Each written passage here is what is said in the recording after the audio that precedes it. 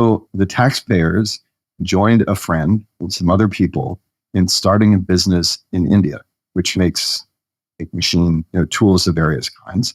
And they owned about 11% of the company, which means these are US citizens, US taxpayers who own a foreign corporation. And there's a special set of rules which address foreign companies doing business overseas and when, if ever, the US is going to tax that. And the general rule used to be that if a company is an active business, so not, putting money in a bank account and earning interest, with that kind of passive income, the US shareholder is taxed right away. But otherwise, with active business income, selling things, doing things, the income is not taxed by the United States, or at least it wasn't until it was paid as a dividend to the shareholders. And remember, the fact that a company is an Indian company doing business in India means it's not in the US tax jurisdiction. The US can't tax everyone in the world. They just have to, they can only tax either American citizens, American companies, or work that has a connection to the US, and it didn't. So the company was earning money, and therefore the value of these shares presumably was increasing, but they weren't paying tax because they weren't getting a dividend. Now, this was just a small little example of a much larger phenomenon. US multinationals generally were keeping their foreign earnings overseas and not bringing them back to trigger US tax. And so in response, Congress changed the system in 2017. Can I stop you, David, for 1 second on that? So before Congress did something in 2017 to try to address this, just historically leading up to that. So I'm a US citizen. I have a bunch of even if we form a company, we put it in Ireland or somewhere and just keep the earnings parked over there. But then is it the same strategy we talked about earlier that I can get a bank to lend me money with that as the collateral? Yes. And then when I die, my shares in that foreign corporation pass to my heirs, and then the step up basis, is that all happening here? Yep. And I think in the corporate context, with a corporate shareholder, and that was the really big phenomenon, not so much individuals, but corporations. There's no step up in basis, they don't die and all the rest. But I think I got you. The legal owner of the shares in the Irish-based company is itself a U.S. corporation. U.S. parents, yeah. I got you. Okay. Let's say you're Microsoft or Alphabet or whatever it is. Those companies have terrific credits, and banks will lend them money. And in lending the money, the banks know that they own these very impressive businesses overseas with a lot of cash in them and so on.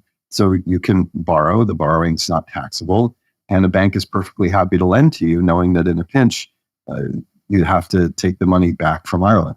But there won't be a pinch, so you don't have to. So there were actually, it's estimated to be about $2.6 trillion of earnings owned by US companies, but kept offshore. And that's a lot of money not getting taxed. And so part of the problem was the US tax rate, 35%. It was so much higher than the rest of the world. So they fixed that. They brought it down to 21% in 2017. And at the same time, they said, but let's end this crazy... Is that the capital gains or the corporate tax? What is that? That's the corporate tax rate. Okay. And that, just as an aside, that was the second highest in the world or something, right? Yeah. Does that sound right to you? When we first started with 35%, it was middle of the pack. And the rest of the world cut their taxes on corporations. And we didn't for a long time. And it was, in my opinion, urgently needed. We did it. But as part of that, they also said, let's redesign the international tax system. And let's generally say that if companies earn income overseas, we're not going to tax it. We're just not going to tax it. It's not really part of our tax base. And then when they bring that earnings back, we won't tax it either. But this is a way that we won't discourage US companies from doing business in the United States. So that was part of it. They did have a couple of minimum taxes. So it's not quite true to say we didn't tax this stuff at all, but it was at a low rate. And so what they wanted to do is they wanted to say for anything going forward, we're not going to tax it when it comes back. But what do we do about the money that's accumulated? And it would be hard to say when you pay a dividend. I'm sorry, Dave, can I stop you? Because I'm getting mixed up. Yeah. if the problem was, oh, wait, they're keeping their earnings parked overseas where we can't tax it, that seems weird. And that it sounded like you were saying, so the solution was to say, no, once you bring it back, we won't tax it either. Right. So how does that fix the problem of, like, doesn't that just mean now it's not, isn't that codifying that it's not taxed? Whereas before, at least there was a chance. So that's exactly the point. So what they're saying is going forward, we're going to tax active income abroad at a very low rate, and in some cases, not at all. Okay. But the problem we're trying to fix, Congress said, is not only or even so much getting tax on that money, it's more that we don't want to create this weird situation where U.S. companies won't bring capital back to America. Okay. So they were basically saying, forget about the 35% tax. There'll be a much lower tax. And then it doesn't matter whether you bring it back or not. There won't be an additional tax.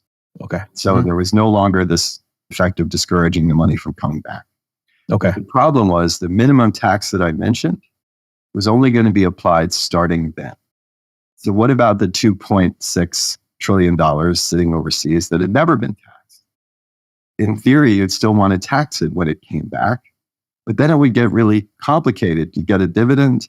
Did it come from the untaxed earnings or from the new earnings? What Congress decided to do is, let's just do a one-time low tax on all that earnings sitting offshore.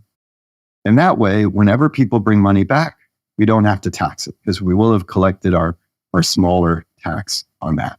Transition tax is the tax that's being challenged in the Moore case. Okay. The Moores are basically saying, while we owned the shares, our company earned money, and now you're taxing us as the owners on the money that the company earned. And that looks like a tax without a sale, which is a violation of the realization rule. And we think the Constitution says that you cannot impose a tax unless someone has a realization event like a sale. So that's the essence of the case, is the court is being asked to decide whether the tax on a corporation's earnings could be attributed to a shareholder, even though the shareholder hasn't sold. Okay. What's the, like, how far along is that in the process, that particular case? So the way the Supreme Court works, they have to decide whether to take a case. They decided to do that back in June. The taxpayers then have submitted a brief making their arguments. There are people called amicus curiae, who are also submitting their own arguments about why the taxpayer is right. And then yesterday, the government submitted its brief in response saying, no, they're wrong. This is all constitutional. It's all fine. And there are other amicus briefs coming in. I'm actually a co-author of one of them, and I think it is constitutional. We think it's okay. And the argument is scheduled for December 5th. So on December 5th, the lawyers from both sides are going to make their case to the court. The court will ask questions. And then sometime between December 5th and the very end of June, the court will issue its opinion on what it thinks about the issue. Hey, everybody, this is Bob Murphy. Thanks for listening to this clip from the InFi podcast. If you like what you heard and want to hear more, please consider subscribing and share this video with others. We've got new episodes dropping every Friday with more insightful discussions. Stay tuned.